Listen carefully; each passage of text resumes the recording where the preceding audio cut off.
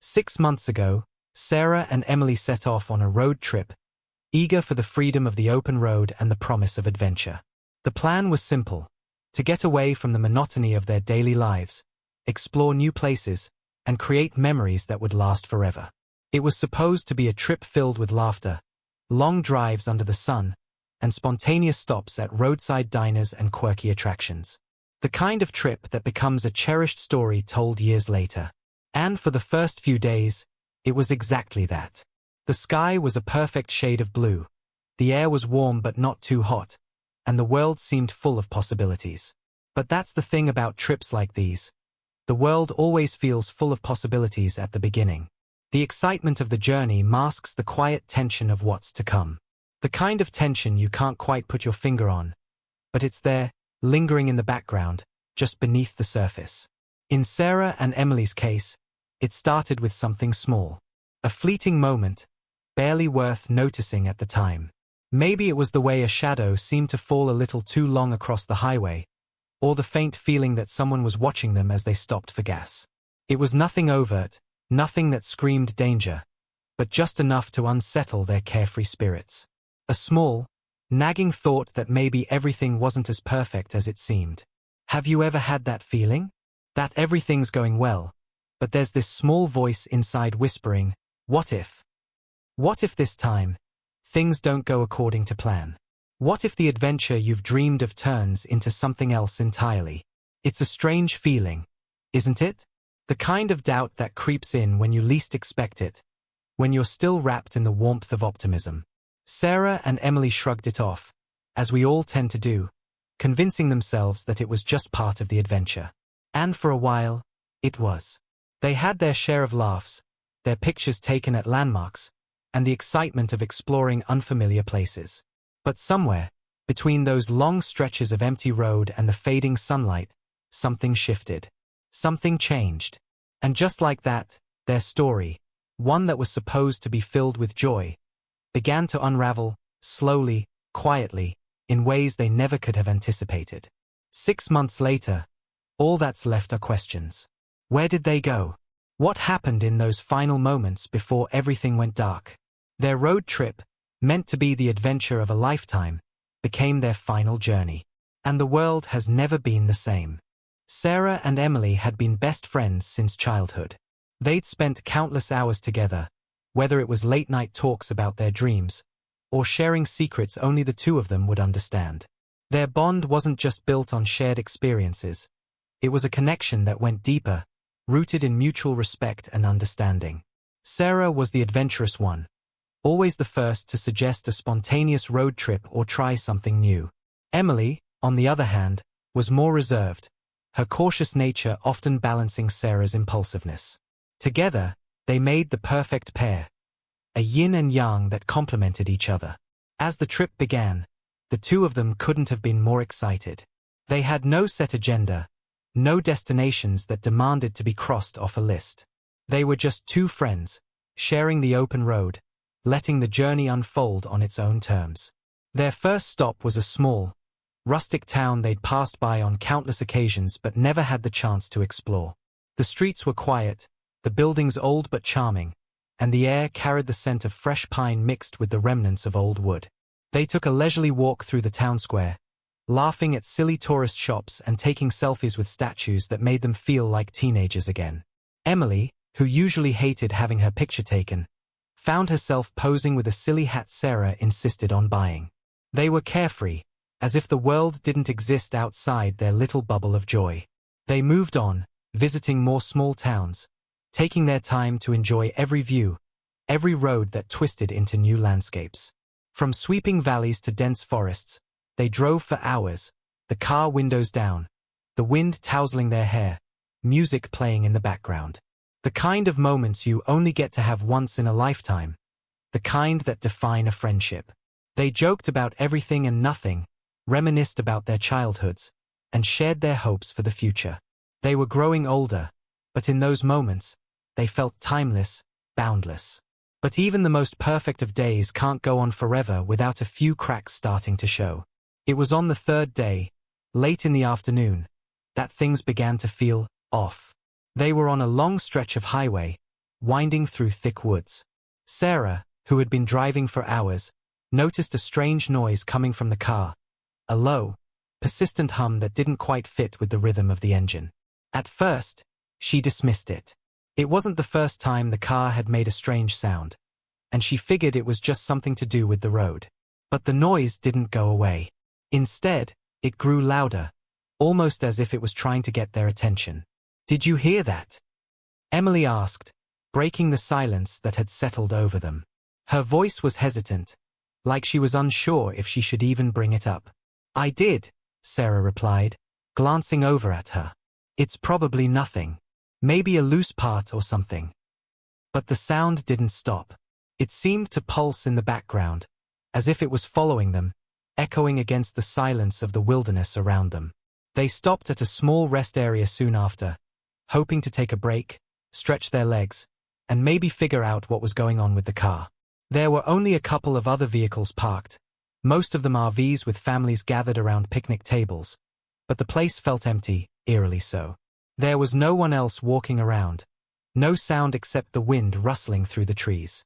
As they got out of the car, the unsettling feeling only deepened. The air felt too still, the trees too silent. Sarah laughed it off, trying to lighten the mood. "It's just us being paranoid. Nothing's wrong." Emily wasn't so sure. She didn't like how the place felt, how the trees seemed to bend in ways that didn't look natural, and how the air seemed thicker, harder to breathe. She tried not to let it show, but she kept glancing over her shoulder, checking behind them. It wasn't much, but something in the back of her mind nagged at her. Something about this stop didn't feel right. They decided to get back on the road soon after, trying to shake off the odd feeling that clung to them. Sarah, with her usual energy, encouraged Emily to forget about it. But even she couldn't shake the lingering sense that they weren't alone out here, that the world around them was not as welcoming as it appeared. As they drove off, the hum from the car resumed. This time, it was louder, more insistent, as if urging them forward, or maybe even warning them of something yet to come. But Sarah shrugged it off, focusing on the road ahead. Emily, though, couldn't ignore the nagging feeling in her stomach, the sense that something was shifting, something was coming, and they wouldn't be able to outrun it. Maybe it was just the start of their journey, but in those quiet moments, as the highway stretched out before them, both Sarah and Emily couldn't shake the feeling that this trip was beginning to unravel in ways they hadn't expected. The road stretched on before them, long and unbroken, a ribbon of asphalt winding through the dense forest. The world outside their car felt expansive, untouched, and yet, as Sarah and Emily drove deeper into unfamiliar territory, an unease settled in. Neither of them could put their finger on why, but the vibrant joy that had defined the first days of the trip seemed to be slipping away, replaced by something darker, something unspoken. It was late in the evening when the message came. "Hey, Mom. Everything's fine. Just wanted to check in. We're heading into the mountains tomorrow. We'll be out of cell service for a while. Love you." It was Sarah, as usual, keeping her family in the loop, sending updates as she always did. It was brief, practical, just enough to reassure her mother, but no more. There was nothing in the message that raised concern. But it was the last message Sarah ever sent. That night, their phones went silent. The morning after Sarah's message, their families began calling, as they always did. They'd expected to hear from the girls, maybe a few pictures from the mountains or some small detail about their next stop. But as hours passed, and there was no response, concern began to creep in. By midday, both of their families were in a frenzy. Sarah's mother, Linda, called every number she could think of: friends, fellow travelers, campgrounds. She even called the police, but they told her it was too soon to report them missing. "It's just a delay," they assured her. "It's not unusual for people to be out of contact while on the road. Give it some time."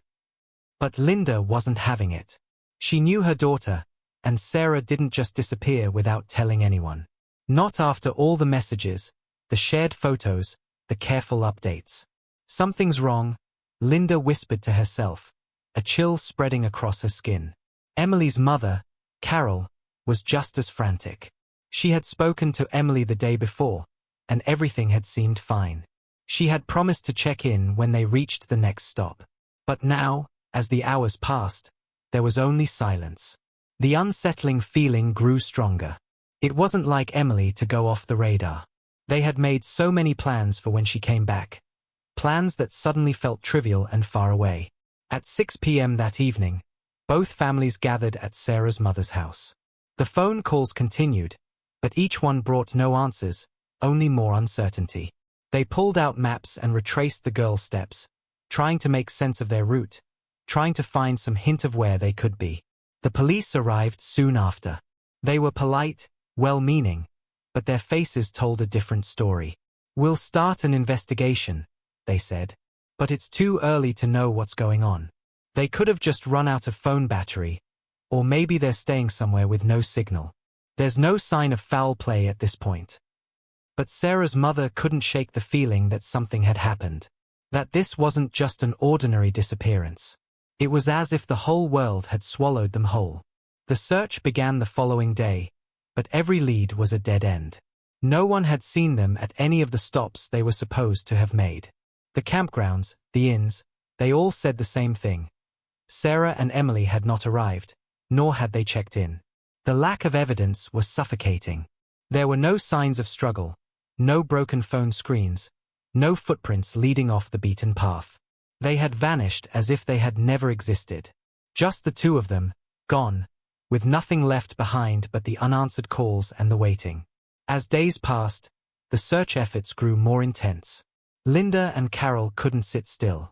They reached out to local news stations, handed out flyers with photos of Sarah and Emily, and put up posters on every corner. Each day felt like an eternity. The weeks stretched on, and with every passing day, the sense of helplessness deepened. They scoured the same areas over and over, asking anyone who might have seen something, anyone who might know anything. The only response was silence. The police investigated every possible angle. They checked the girls' bank accounts, but there were no withdrawals after their last stop. No strange transactions.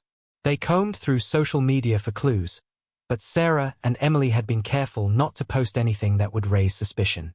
Their lives seemed so ordinary, so normal, right until the moment they vanished. One evening, Linda sat in Sarah's bedroom, surrounded by the things her daughter had left behind. The clothes scattered across the floor, the half-open suitcase, the forgotten toiletries.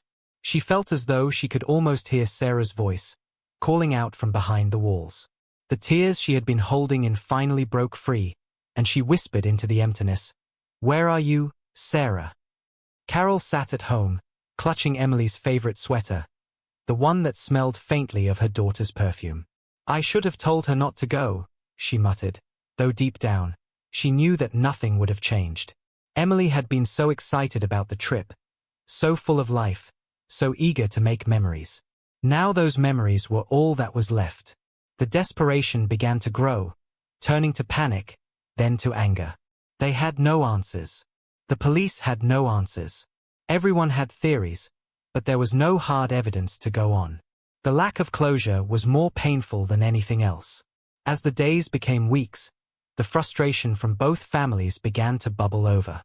Every phone call, every missed text, every empty lead felt like a reminder that Sarah and Emily were out there somewhere, but no one knew where. The world felt wrong without them in it. Their families were losing hope, but they couldn't stop searching. It was as though they were trapped in a never-ending nightmare, one that had no beginning, no middle, and no end. What had happened to them? Was it the road, the place they had stopped, or was there something, someone, that they had missed? The authorities had no answers, and as the weeks turned into months, the feeling that Sarah and Emily were lost forever settled deep into the hearts of those who loved them. The mystery deepened, and all anyone could do was wait. The sun was just beginning to dip below the horizon when Cole rode through the familiar stretch of highway, the wind cutting past his face, the cool breeze that had followed him all afternoon now biting at his skin. Cole was no stranger to these roads. He'd been riding them for years, enjoying the solitude that the winding curves and empty expanses of the countryside offered. He liked the stillness, the sense of freedom that came with the road beneath his wheels and the endless horizon before him. It was his escape, his sanctuary. It was on this stretch of road, just outside the small town of Pine Ridge, that he had heard the whispers, rumors, really, about two young women, Sarah and Emily, who had disappeared without a trace. The talk had started small, then grew with each passing day, filling the air with a sense of unease. Some said it was just a fluke, that they'd gotten lost or run into car trouble. But others whispered darker theories, claiming foul play, strange happenings, or even worse. Cole had never given much thought to the rumors. He had his own life to worry about, his own rides to take, and his own path to follow. But as the weeks passed and the disappearance became something of a local mystery, the whispers became harder to ignore. The area was so quiet, so isolated, it was almost too easy for something sinister to happen without anyone noticing. He couldn't help but think, what if something more was at play here? That evening, as he rode along the road he knew so well, something caught his eye. An unusual object half hidden in the brush just off the side of the road. At first, he thought it was just another piece of discarded trash, a plastic bag or an old can, the kind of thing you saw after every long stretch of road. But as he pedaled closer, he noticed something more distinct, something out of place. It was a small, leather bag, scratched, worn, but unmistakably a bag someone might carry on a journey. His instincts kicked in, and he slowed down, the engine of his bike humming quietly as he pulled up beside it. Without thinking, he dismounted, his boots crunching softly against the gravel as he bent down to inspect it. He carefully brushed aside some of the dried leaves and dirt that had accumulated around it. There was a strange, heavy feeling in the pit of his stomach as his fingers brushed against the worn leather. The bag itself didn't seem out of the ordinary, but something about the way it was placed, so deliberately hidden in the undergrowth, made him uneasy. It didn't belong here. Cole opened it, his curiosity piqued. Inside, he found a few personal items, an old, crumpled map, some crinkled receipts from a gas station miles away, and a small, faded photograph of two women. They were smiling, carefree, standing together in front of a landmark he didn't recognize. The image felt oddly familiar, though he couldn't quite place it. Cole's heart skipped a beat. It was the look in their eyes, the kind of genuine happiness that comes when you're in the moment, when nothing seems out of place. But it wasn't the photo itself that unsettled him. It was the way the bag was hidden, as if someone didn't want it found. And if it was theirs, if it had belonged to Sarah and Emily, what had brought it here? What had happened to them? His mind raced with possibilities, each more sinister than the last. He knew the rumors, of course, how could he not? But he had never paid them much attention. After all, people talked. But this felt different. The presence of the bag, abandoned in such a strange place, had a weight to it. It wasn't just a coincidence. Something had happened here, something that was still unraveling, and this was a clue. He could feel it in his gut. He stood there for a moment longer, staring at the photograph and the items scattered in the bag. There was something more, something he hadn't noticed at first. Underneath the map, there was a small scrap of paper, folded and tucked away like it was trying to be hidden. Hesitant, but driven by a force he couldn't explain, Cole unfolded it. The paper was faint, but there was writing, scratched hastily, almost as if the person had been in a rush, a panic. The words were simple, they know. We're being followed. Get out. A chill ran down Cole's spine as the weight of the words sank in. He stared at the note, his hands trembling. He had no idea what it meant, but one thing was clear, it was meant to be a warning. Who was following them? And why? These weren't just the ramblings of two women lost in the woods. These were the words of people who were running, people who had felt the heat of something dangerous on their heels. His mind churned. The police had been looking for Sarah and Emily for months, but they had found nothing. No clues. No leads. And now, here he was, holding the one thing that might finally give him a glimpse of the truth. There was a sense of urgency building in him, a need to understand, to know what happened to these two women, to uncover the truth that the town seemed so eager to forget. Cole didn't know what he was getting into, but he couldn't just walk away. He couldn't ignore what was sitting in his hands. This wasn't a coincidence. This wasn't just another local rumor. He had stumbled upon something significant, something dark. And the more he thought about it, the more certain he became that the road ahead held the answers. With the photograph tucked in his pocket and the bag slung over his shoulder, Cole mounted his bike once more, his gaze fixed ahead. He wasn't just riding anymore. He was following a trail, and wherever it led, he knew it wouldn't be a simple ride. The mystery of Sarah and Emily's disappearance had just become his, and he wasn't about to turn back. Cole didn't know why he was still riding. Maybe it was because the road had always been his escape, his way to forget, but now it felt different. There was a pull inside him, a need to follow a trail that had started with a strange bag and a cryptic note. He couldn't stop now. Whatever had happened to Sarah and Emily wasn't just some wild rumor or tragic accident. It was something much darker, something that was begging to be uncovered. He followed the path that stretched through the woods, the overgrown trail he had biked down many times before. The trees seemed to close in around him, their shadows long and eerie under the fading light of the evening. The air felt thick, heavy, as though the very atmosphere was holding its breath. It was like the world had become a stage for something unseen, something terrible that lurked just out of view. The first piece of solid evidence came 2 days after Cole had found the leather bag. He was riding along the same stretch of road, scanning the area with a heightened sense of awareness.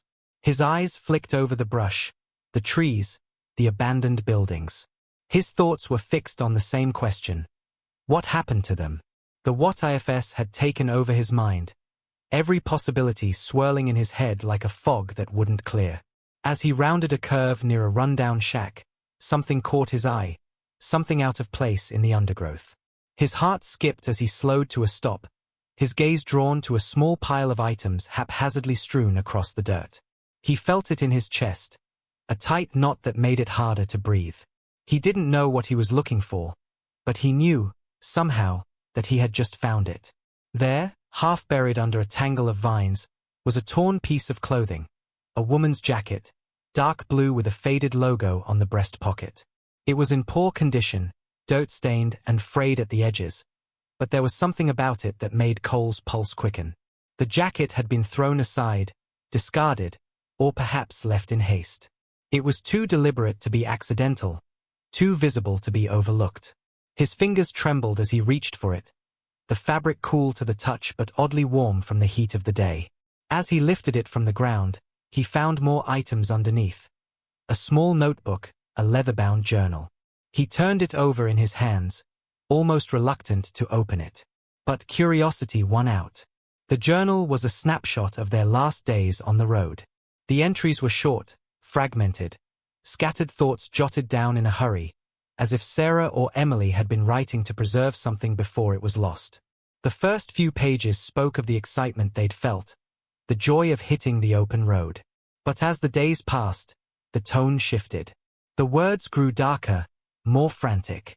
The neat handwriting started to unravel, each word carrying more weight. The last entry made Cole's stomach tighten. It was rushed, barely legible, and the ink seemed to smear as if written in a panic. We saw him again today. The man. We thought he was gone, but he's still following us. He's getting closer. I don't know how much longer we can keep going. We need help. But where can we go? No one is stopping him. Cole's throat went dry. A man? Who were they talking about? The ominous mention sent a chill down his spine. Sarah and Emily hadn't just gotten lost or run into trouble. They had been actively avoiding someone. Someone who had been hunting them.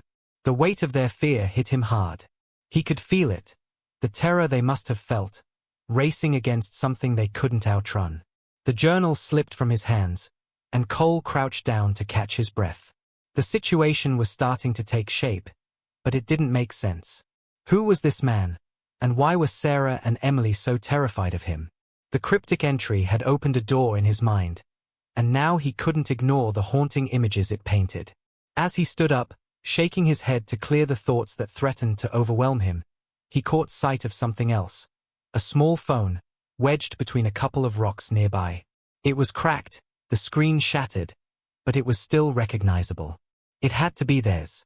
His heart raced as he picked it up, praying it might hold a clue, a message, something that could answer the questions swirling in his mind. The phone turned on with a flicker, but the battery was low. It took a few tries, but eventually, Cole was able to unlock it. The last few texts were disturbing. They were from a number he didn't recognize. The messages were short, unsettling. "I know where you are. You can't hide forever. The road ends soon." Cole's hands went cold as the final message blinked on the screen.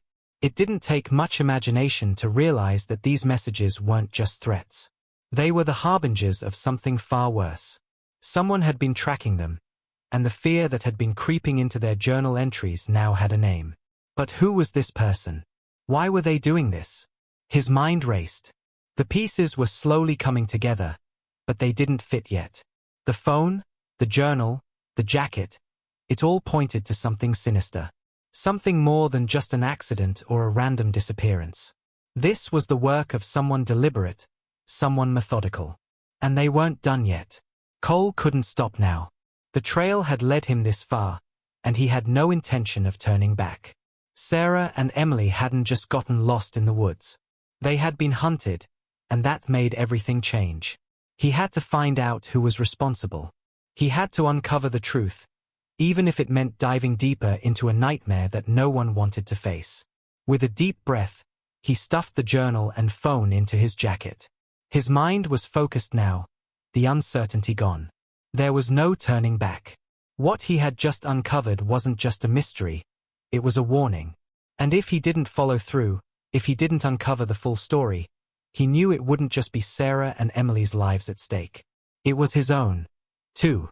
Cole's fingers tightened around the handlebars of his bike, knuckles white from the grip. The weight of the journal and the shattered phone sat like a heavy stone in his bag, each clue pushing him further into a world he wasn't prepared for. Every twist and turn of the road felt more oppressive than the last, the darkening woods closing in around him, making him feel like he was being watched. The deeper he dug, the more twisted the mystery became. At first, it had just been an unsettling curiosity, a stray bag, a journal entry, cryptic texts. But now, as the pieces of Sarah and Emily's story began to take shape, the truth became darker, harder to stomach. The more he uncovered, the more questions arose, and with each one, his unease grew. Something terrible had happened here, and he was inching closer to the heart of it. But what he was finding wasn't just a missing persons case. It was something far more sinister. He spent the next few days retracing the steps from the journal, following what little evidence there was left behind. It was a difficult process, as if the road itself was trying to shake him off, but Cole couldn't stop now. He had to know the truth. The more he thought about it, the more it became clear that Sarah and Emily hadn't just been caught in the wrong place at the wrong time. They had been pursued, cornered, trapped by someone or something they couldn't escape. One morning, Cole stumbled upon an abandoned trailer just off the main road. It was small, weathered, its paint peeling away from years of neglect. But there was something about it, a strange sense of familiarity, like he had seen it in one of the journal entries. His breath caught in his chest as he approached the trailer, each step taken with deliberate caution. His senses were on edge, every rustling of leaves and creak of the wood underfoot amplifying the tension in the air. As he walked around the back of the trailer, he noticed something half hidden in the brush, another clue. This time, it was a scrap of fabric, stained with dirt and something darker, like blood. It wasn't much, but it was enough to send a jolt of fear through his spine. He crouched down, examining it carefully, and noticed a set of footprints leading from the trailer to the woods beyond. They weren't the marks of someone casually passing through. They were hurried, panicked, as though whoever had left them was running, desperate to escape. Cole's heart raced as he followed the tracks, each step taking him deeper into the trees. His mind buzzed with questions. What had happened here? What had Sarah and Emily encountered? And who had left this trail of fear behind? He had no answers, just a growing sense that he was getting closer to something terrifying. The air felt thick with unease, as if the woods themselves were holding their breath, waiting for something to happen. It wasn't long before he found what he was looking for. A clearing in the woods, barely visible through the overgrown brush. And in the center of that clearing, he saw something that stopped him dead in his tracks.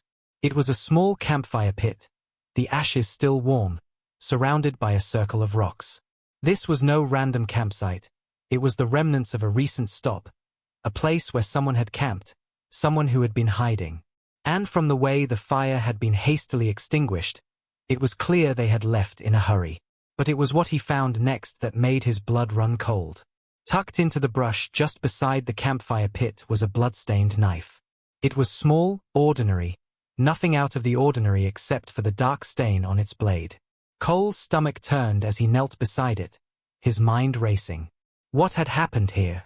Why was this weapon abandoned so carelessly, as though its purpose had been fulfilled and discarded? He stood, his eyes scanning the clearing. The air was thick, almost suffocating, and for the first time since he started this investigation, a wave of fear gripped him. His instincts screamed at him to leave, to turn around and ride far away from this place. But something held him there, something more powerful than the fear creeping into his chest. He had to know what happened. He had to finish what he had started. Cole pocketed the knife, his hands trembling as he turned back to the trail that led further into the woods. He was already too deep to stop now. And as he followed the path, the uneasy feeling in his gut only grew stronger.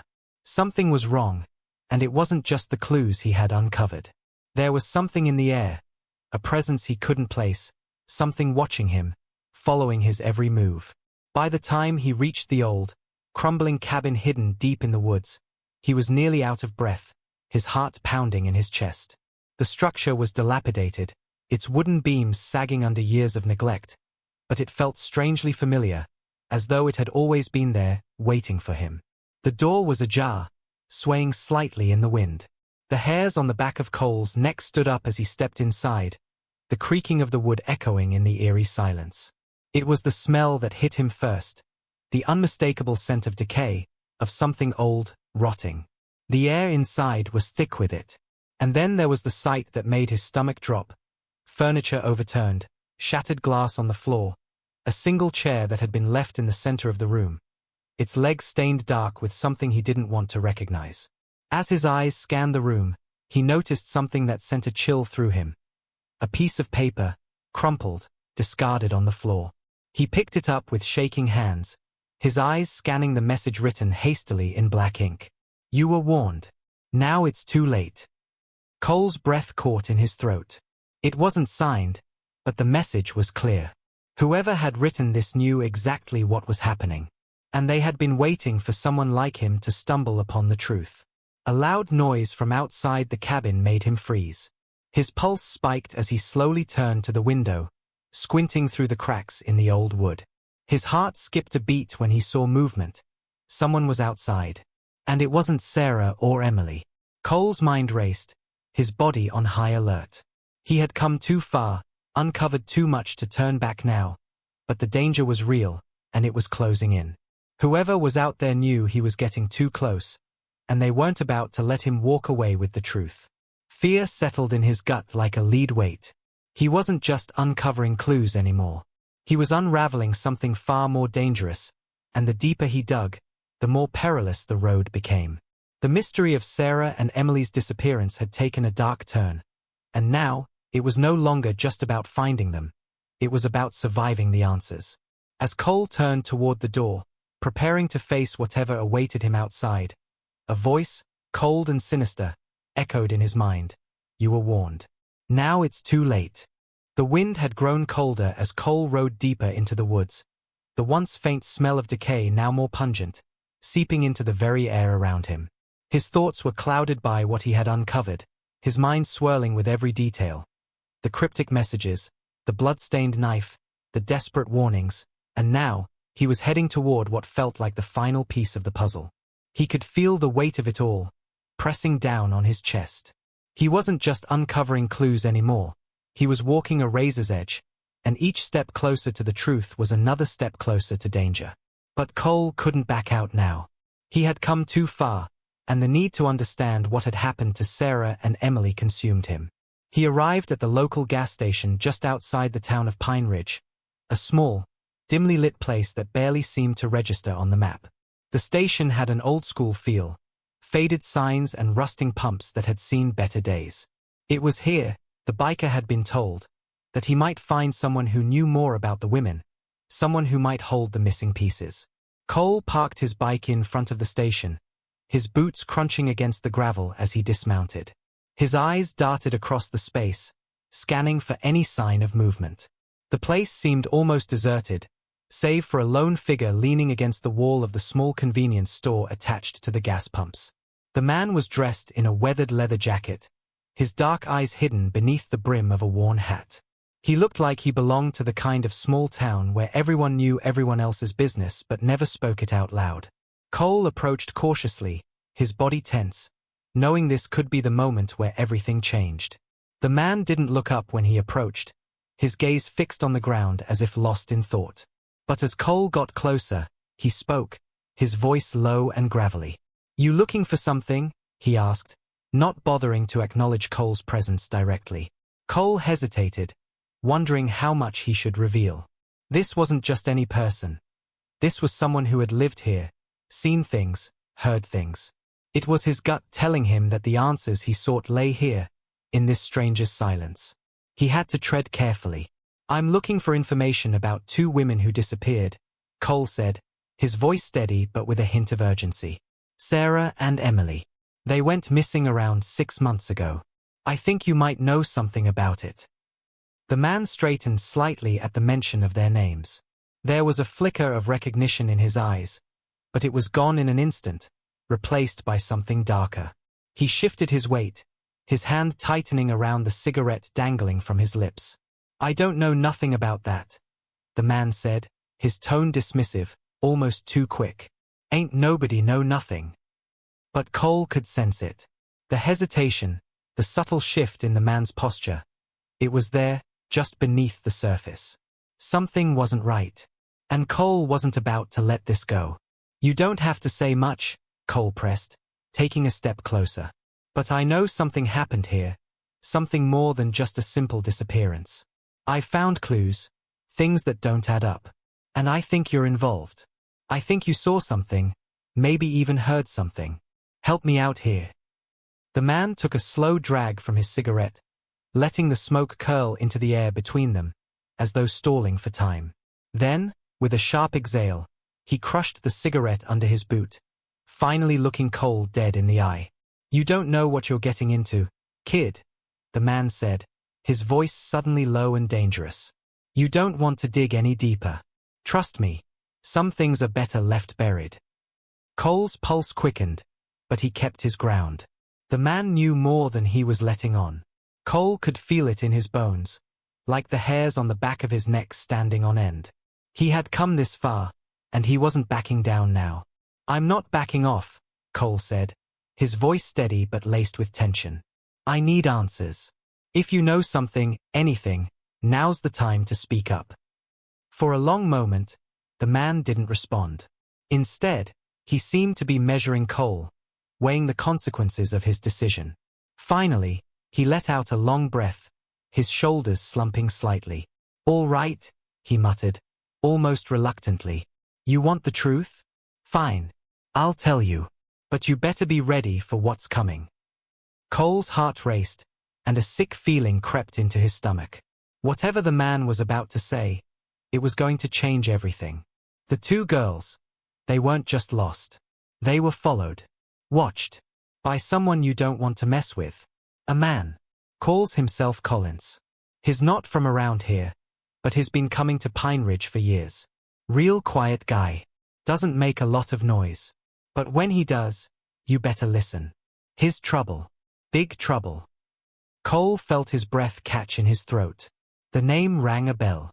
It was the same name Sarah and Emily had mentioned in their last journal entry. Collins. The man who had been following them. The man who had been hunting them.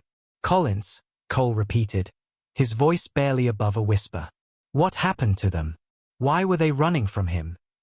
The man shifted uncomfortably, casting a glance over his shoulder, as though making sure no one was listening. They ran into him out here, not too far from this station. They tried to get away from him, but I don't think they realized just who they were messing with. They didn't know what they were up against. And by the time they figured it out, it was too late. Too late? Cole asked, his voice thick with dread. "What does that mean?" The man stepped closer, his voice dropping even lower, his words barely audible. "Collins isn't just some guy off the street. He's connected. He's got people. Dangerous people. He had them cornered, and I heard them begging him to let them go. But he wasn't done with them. He made sure they understood that."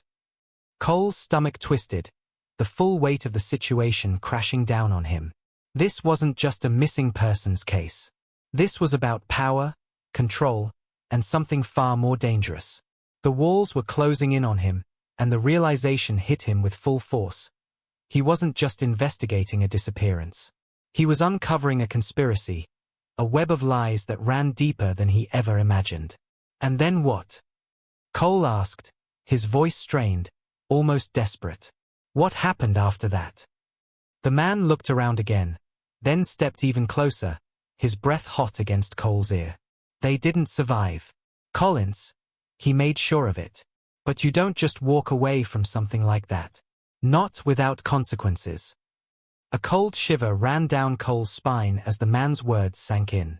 He had come here looking for answers, but what he was learning now was far worse than anything he could have imagined. Before Cole could process what he had heard, the man backed away, shaking his head. "I've said enough," he muttered. "You should get out of here, kid, before you end up like them." The sudden shift in the man's tone sent a wave of fear through Cole, but it wasn't fear for his own safety. It was fear for what he had just uncovered, for what was waiting for him if he continued down this path. The stakes had just escalated, and he had no idea how deep this rabbit hole really went. The biker turned, his heart pounding in his chest, and began walking toward his bike. But as he reached the door of the station, he heard it, the unmistakable sound of a car engine approaching. The sound of someone else arriving. And from the way the man's eyes flickered nervously, Cole knew it wasn't just a coincidence. As he walked back to his bike, his mind raced. This wasn't just about finding Sarah and Emily anymore. It was about survival. The truth he had uncovered had set something in motion, something that was far more dangerous than he was ready to face. He could feel it now, the danger was real. And if he wasn't careful, he might just end up a part of the story he was trying to uncover. Cole stood in the dim light of the small gas station, his hands trembling as he clutched the worn leather of his jacket. The truth, the ugly, horrifying truth, had finally emerged, but it felt no closer to being a resolution. If anything, it had only served to create more questions, more fears, ones that lingered like the chill in the air that had settled into his bones. He had thought, at first, that finding the answers would bring him peace. He had imagined that once he pieced together the story, once he uncovered who was behind Sarah and Emily's disappearance, he would feel some sense of closure. But instead, the more he uncovered, the more the truth slipped away from his grasp, like sand running through his fingers. The deeper he dug, the less he understood. The pieces didn't fit neatly together. They never did. The police had been involved in the case for months now. They had searched the woods, traced the missing women's footsteps, questioned locals, and followed leads that all led to dead ends. Yet even after everything Cole had uncovered, there was still no definitive answer. The police had taken everything he'd found, the journal, the phone, the cryptic messages, and they'd done what they could to piece it together. But it wasn't enough. There were too many holes, too many gaps in the story that couldn't be filled. Cole had tried to push the truth down, to ignore the gnawing feeling in his gut that told him the police were missing something. But the more he thought about it, the more he realized that there was no way they would ever fully understand what happened, not without knowing the full story. And the full story was far darker, far more dangerous, than anyone in that small town was ready to admit. The last few days had felt like a blur. He had returned to the abandoned cabin where he had found the blood-stained knife and the crumpled letter. He had gone back to the trailer, hoping to find some final clue that would tie everything together. But it was as though the woods themselves were conspiring against him. Every time he thought he had a lead, it vanished. Every clue he found only led to more questions. And then, just as quickly as it had started, it all came to a halt. The police had closed the case, officially marking it as an unsolved mystery. They had no solid evidence, no suspects, and no leads. The two women had simply disappeared, leaving behind only the faintest traces of their presence. The journal, the phone, the cryptic messages, they weren't enough to build a case. And so, the investigation was quietly shelved, like so many others before it. Cole didn't know what hurt more, the fact that the truth would never fully come to light, or the crushing realization that he was just another person who had failed them. He had thought he could solve it, that he could make sense of what had happened to them. But now, the weight of it all pressed down on him, and all he had were the haunting images of those final moments from Sarah and Emily's journey.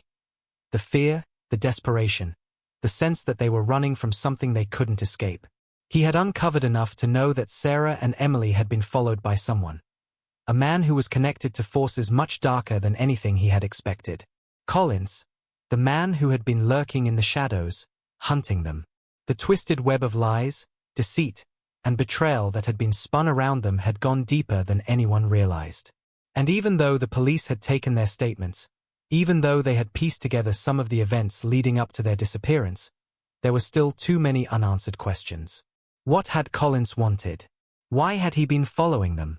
And more chillingly, what had happened to them after they had been cornered, trapped by something they didn't understand? The truth was ugly. The truth was dangerous. And Cole had felt it, had seen it in the clues, in the faces of those who had known, in the things they couldn't say out loud. But no matter how many pieces he gathered, no matter how many questions he asked, the full picture remained elusive, like a nightmare that refused to be fully understood. As Cole stood in front of the gas station, his bike parked by his side, he felt the weight of it all. His failure, the mystery that had grown too large, too terrifying to solve. He thought of Sarah and Emily, two young women full of life and potential, whose lives had been cut short by something they couldn't outrun. Something no one had seen coming. And as much as he had tried to uncover the truth, as much as he had chased every lead, the truth had slipped through his fingers like smoke. The phone in his pocket buzzed, pulling him out of his thoughts. It was the police, calling to follow up on his last statements. They wanted to know if he had anything new to report, anything that might have come to light. But Cole knew there was nothing more to be said. The case was closed. The mystery would remain unsolved, buried in the dark corners of the town, where it could never fully be erased. He had become obsessed, consumed by something that was never meant for him to understand. But even now, standing there, knowing the police had wrapped up the case, he couldn't help but feel that something was wrong. Something wasn't finished. The darkness that had been creeping at the edges of the town still lingered, watching, waiting. As Cole turned the key in his bike's ignition and prepared to leave, he glanced one last time at the small, dimly lit station. In the distance, the road stretched out before him, empty and open. But the feeling that he was being watched never left. The answers may never come, but the feeling, the sense of unfinished business, would never fade. The road, the mystery, the truth, it was all still out there. But it wasn't just Sarah and Emily's story anymore. It had become his own. And that, in itself, was the most chilling part of all. As he rode off into the darkening horizon, the weight of what he had uncovered pressed down on him like a shadow, and for the first time, Cole wasn't sure if he would ever truly escape the implications of what he had learned. The road ahead was open, but the past was always just behind him, waiting to catch up.